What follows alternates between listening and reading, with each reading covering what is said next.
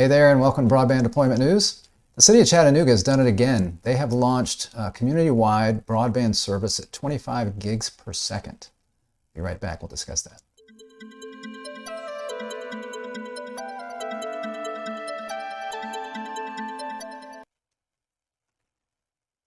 Thanks for joining me. Rick Uzzi here, Broadband Deployment News. So I saw this story in broadband.money, just on their blog right there, and I thought that was pretty interesting. So pulled that up, and here's what we're looking at. So EPB, this is the I think Energy Plant Board. Basically, it's the city of Chattanooga. So this is the power company, and they've been in the internet business for a long time, and they've really been pioneers in that business, leading the way.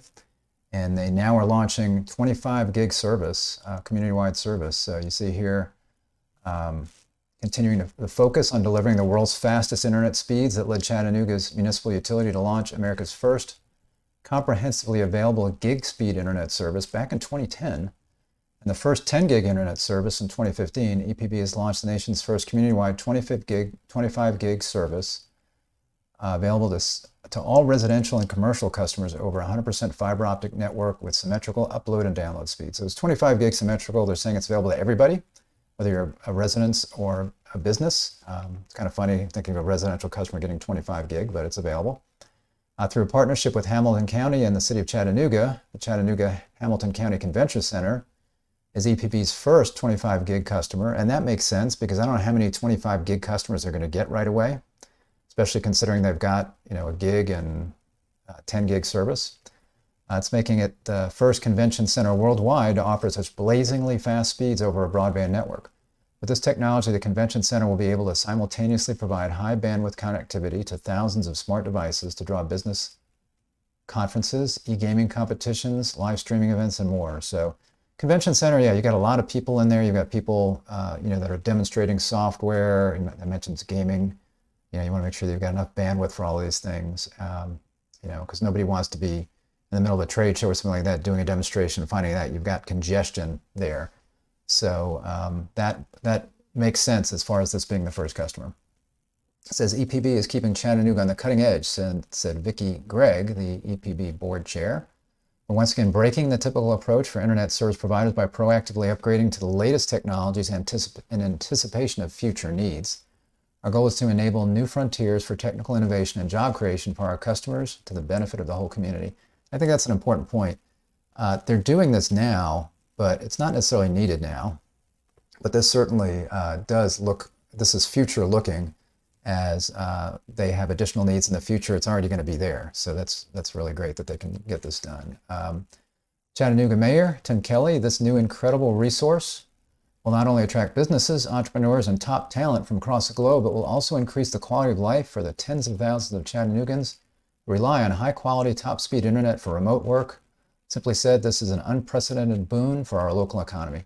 And I would say maybe not yet. I think the benefits that he's talking about here, people already have, because people can get their internet service right now, which again is, I think they've got 300 meg, and I think they've got a 1 gig and a 10 gig service that's available. So these are all phenomenal services that are available for the community.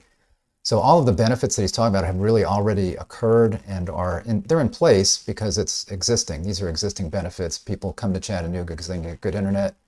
And I don't think the 10 gig to 25 gig is going to make much of a difference right now. Because again, I think this is future looking now. There are some potential customers like the conference center. There might be some large enterprise businesses that might go, oh wow, we can get 25 gig there. That would be great for us. So it could help in some areas. I could be wrong about that as far as the impact. But I think in general, the economic development is already there because of what Chattanooga has done in the past. Now they're looking future forward, which is good. And they're getting ahead of that curve, just as they had done before in 2010 when they were the first gig city. With Nokia, so they're using Nokia. We're Nokia partners, so if you need Nokia gear for fiber, just let me know. Let us know. Our contact information at the end.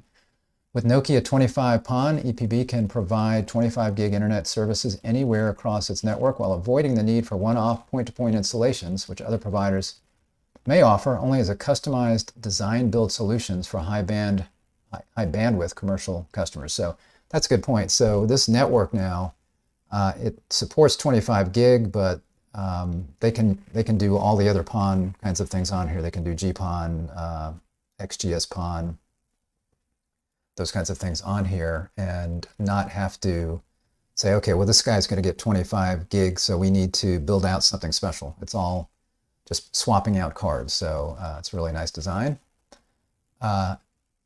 In launching the 25 gig service, EPB is also continuing to partner with Arista to upgrade the convention space to Wi-Fi 6. That's another important thing for the convention center. They're going to go to Wi-Fi 6. That's also going to be beneficial for decreasing congestion, because you can have 25 gig going to the conference center, but if you've got poor Wi-Fi in the convention center or other kinds of delivery methods, and that's going to be the bottleneck. But Wi-Fi 6, less congestion, lots of things that can mitigate that. So that's good that they're doing that as well. EPB launched its community-wide gig speed internet service in September 2010, quickly earning Chattanooga a reputation as Gig City. Today, 25 gig enhancement. Today's 25 gig enhancement follows a 2015 upgrade, which made Chattanooga the first to offer 10 gig internet service, accessible to everyone across the community. The latest upgrade uses 25 gig PON, gigabit symmetrical passive optical network. PON, that's what that stands for. Line cards.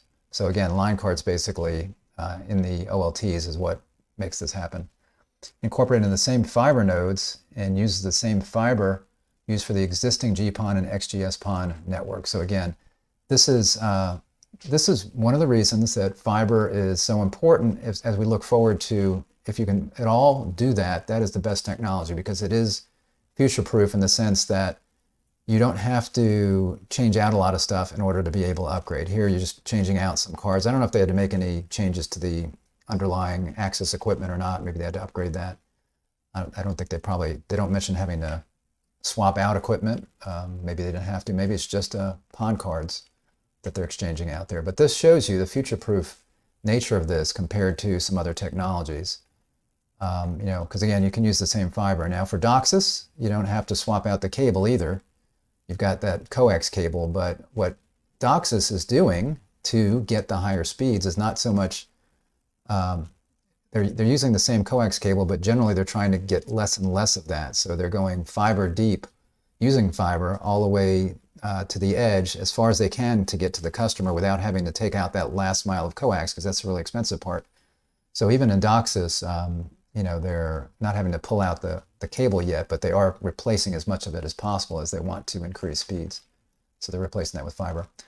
Because nothing's faster than the speed of light, and fiber optic lines are very durable, EPB was able to upgrade the optical networking equipment to deliver even faster internet speeds without having to replace the fiber optic lines, which make up the bulk of the expense and construction effort for the initial deployment. So that's true. So the fiber's already there. You got to change out some things. In the future, as you upgrade, you might have to change out some lasers, do some things to, change out these line cards to do some things to be able to increase speeds. But your underlying wires, or fiber in this case, glass in the ground, does not change. Gary Bolton, President and CEO of the Fiber Broadband Association, said upgrading the network and user experience from 1 gig to 25 gig over the last 12 years is a testimony to the future-proof nature of fiber and the foresight of EPB leadership. So that's true. Again, fiber, very future-proof, and a lot of foresight here as they look to the future with this technology. So I looked at their website, and they're already promoting it. It mentions here the world's fastest internet just got faster. Light-speed internet service up to 25 gigs with equal upload and downloads. Now available to every Chattanooga home and business. Now, how many homes are going to get this? Probably not many, unless they are doing some really weird stuff in that home. Some kind of a business, obviously, and hosting servers that are providing, or that are very bandwidth intensive. I can't imagine, 25 gigs to a home, but the new digital frontier has arrived. Cloud-based technologies, services, and experiences are placing more demand on bandwidth than ever before. And then you can schedule a consultation for a business or home, and you basically fill out a form, and they'll talk to you about it. I looked to see if I could find prices, and they don't have this up yet as far as pricing goes, but you can see the plans that they have now. So you got 300 megs available, 1 gig. This is most popular. And then you've got 10 gig for about $300 a month. So even this is very, very fast. I don't know any homes that are probably getting 10 gig unless, again, they've got some really significant demands there. A lot of people are getting this, and you can see why, because for $10 more, you can go from 300 to a gig.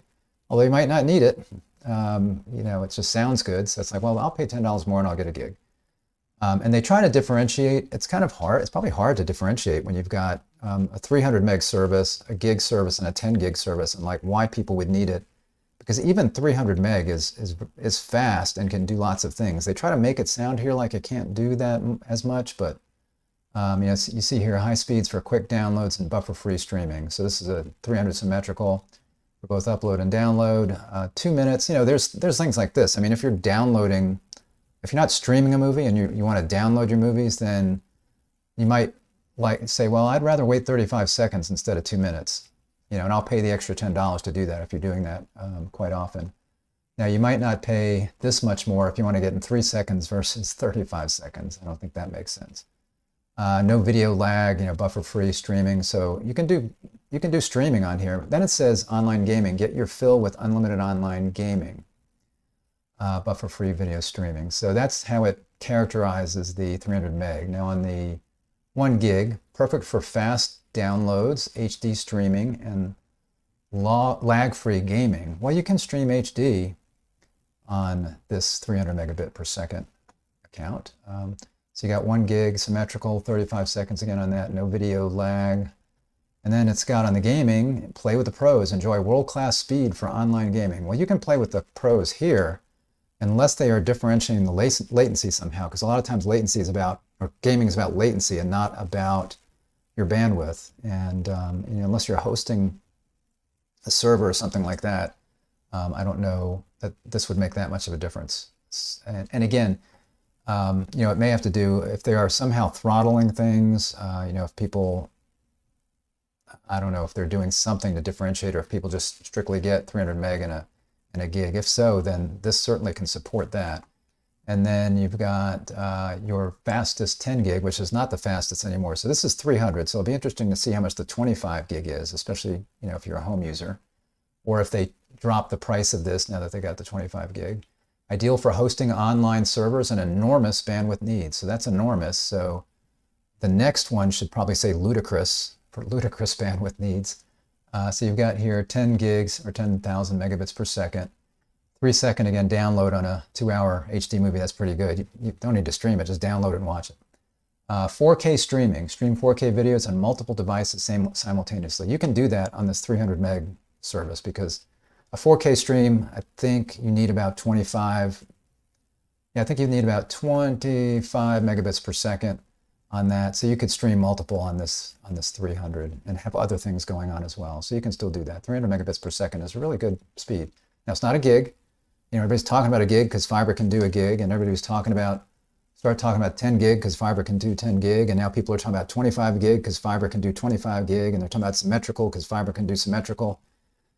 So again, I just want to say that a lot of this are marketing checkboxes. So if you can say you offer a gig and the guy down the street only offers 300 meg, you've got a marketing advantage there. And if you can say yours is symmetrical and the other guy's 300 by 150, you're offering a gig symmetrical, you've got a marketing advantage there. Even if the guy's offering a gig down and 500 meg up, you've got a marketing advantage there. Whether it's a real advantage perceptible for the customer is another question. So again, fiber's great, future-proof, but you see a lot of this where, reminds me of the old days where you had dial-up internet, and people would, I'm trying to think of some, I can't think of the claims now, it's been so long ago, but I've been in the business that long, but you would try to differentiate your service in ways that didn't necessarily, it was just more of a marketing checkbox than anything else. In this case, it's great to have these speeds, and there are some customers that are going to need this gig over the 300 for whatever they're doing. There are going to be some that are going to need this 10 gig here and there are going to be some like the convention center where that 25 gig is going to be something they want to get. Again, it'll be interesting to see what they price that at and whether they change any of this pricing. I'd be surprised if they change these two. They'll probably leave them there. They might drop this one a little bit and then bring that 25 gig in at some amount over that to, and it might be like this, they might drop this, they might drop, I'm just going to guess. Let's say they drop this to $199 and then for $250 or $299, you can get the 25 gig. So some people might say, well, I might as well pay for an extra $50 or $100. I'll go ahead and get the 25 gig. All right, and so how has this helped Chattanooga? So, this report was done. Now, this was funded by EPB. this report, but it does talk about some of the benefits that have come out of this. A study finds Chattanooga fiber network 10-year ROI is $2.69 billion. For communities across the country, considering whether to invest in building a municipal broadband network, a new study published last week on the economic value of the EPB fiber network in America's first gig city is a must-read. This was back in February 2021. So this was post-pandemic. The independent study conducted, it is an independent study, but again, this was funded by EPB. It's conducted by Bento Lobo, PhD, head of the Department of Finance and Economics at the Rollins College of Business at the University of Tennessee at Chattanooga. Found that the celebrated city-owned fiber network has delivered Chattanooga $2.6 billion return on investment in its first decade. Cost approximately $220 million to build the network. However, the true economic value of the fiber optic infrastructure for EPB customers is much greater than the cost of installing and maintaining the infrastructure, Lobo said. Our latest research findings show that Chattanooga's fiber optic network provides additional value because it provides high speeds with symmetrical uploads and downloads, and a high degree of network responsiveness, which are necessary for the smart grid and other cutting-edge business, educational, and research applications. So, yeah, that's the benefit of fiber there. Job creation and retention, they mentioned it directly supported the creation and retention of 9,516 jobs, or about 40% of all jobs created in Hamilton County. Lower unemployment mentions that that was magnified since the outset of the pandemic, where fiber optics helped many businesses transition their employees to remote work very quickly. So that is important where if a business has good broadband and all the residents have good broadband. That was one of the issues that happened in the pandemic is businesses had okay broadband, but then residents had to go home and they didn't. So they had to scramble to try to get a good broadband connection. But here, they have good broadband throughout the city. And if somebody had it or they could get it quickly, they could transition quickly to remote kinds of work or remote learning. Mentions here some of that this county had lower unemployment in general even before the pandemic. Mentions bridging the digital divide for education, and they launched HCS EdConnect, a fiber optic broadband internet service provided at no charge to economically challenged families with K-12 students. So that's nice. So you can get. If you're low income in Chattanooga, if you qualify whatever this program is, then you can get free internet, and it's free, really good internet. Reduced power outages, the smart grid's ability to quickly reroute power around storm damage and other problems, 40 to 55% annual decrease in outage minutes. It also mentions a figure here, that customers saved an average of $26.6 million by, not having to throw stuff out in the refrigerator and other kinds of negative impacts.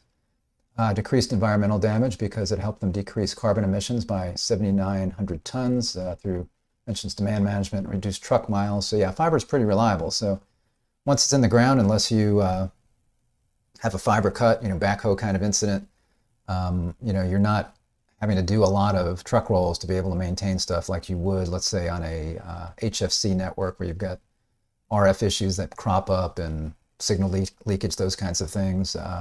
Micro reflections, or fixed wireless where you've got antenna issues and it's going to be more impervious to storm outages, those kinds of things. 110 million in smart city research. So in 2014, the U.S. Department of Energy designed Chattanooga as a smart grid living laboratory, and that helped them get this money through these programs somehow.